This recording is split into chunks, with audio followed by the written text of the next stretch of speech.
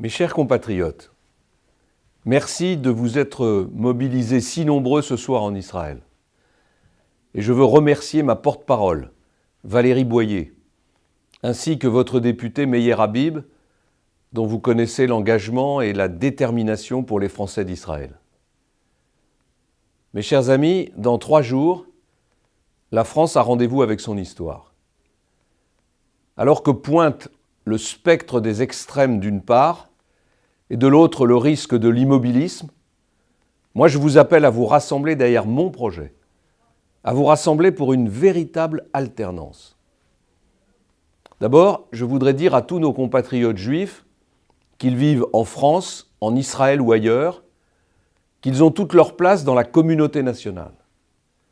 Nous partageons les mêmes valeurs, la même histoire, le même idéal.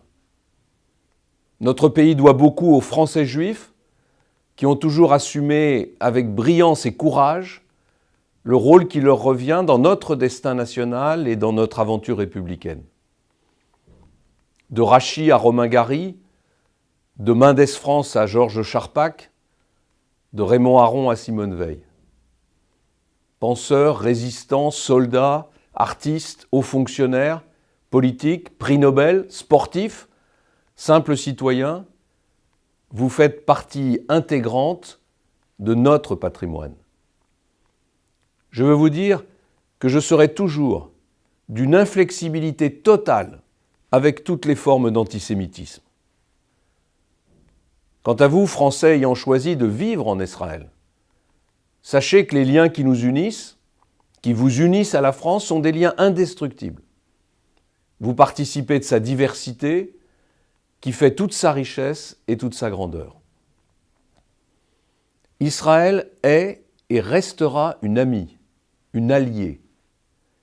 Président de la République, je ne transigerai jamais sur la sécurité d'Israël. Le Premier ministre Benjamin Netanyahou m'a téléphoné pour me féliciter au lendemain de ma victoire à la primaire de la droite et du centre. Nous entretenons depuis longtemps une relation solide, basée sur la confiance mutuelle et sur un dialogue franc. La paix entre Israéliens et Palestiniens est pour moi une priorité. La sécurité des Israéliens, comme celle des Palestiniens, ne sera préservée à terme que si l'on parvient à mettre fin à un conflit qui a désormais près de 70 ans.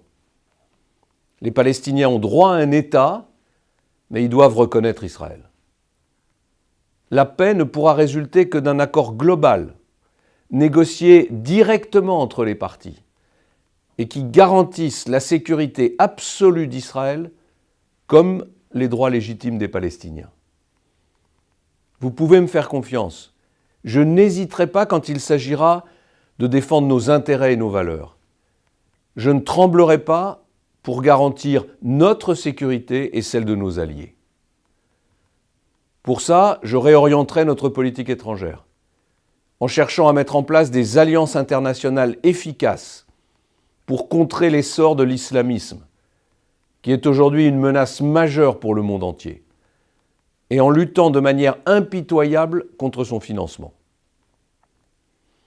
En Syrie, ravagée par un conflit atroce, l'engagement de véritables négociations entre toutes les puissances internationales concernées est urgente.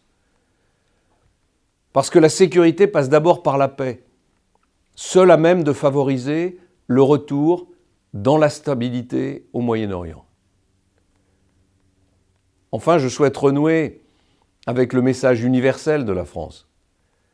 Et cela implique notamment de renforcer les liens si particuliers qui nous unissent aux pays de la rive sud de la Méditerranée, et particulièrement à Israël. Français d'Israël, vous êtes l'un des innombrables visages de la France. Mes chers amis, pour faire triompher notre projet pour la France, j'ai besoin de vous. J'ai besoin de votre engagement, j'ai besoin de vous tous. Alors aidez-moi à mettre en œuvre cette rupture, à mener l'alternance, à redonner vie aux rêves français. L'enjeu est historique, alors je compte sur vous. Vive la République, vive la France.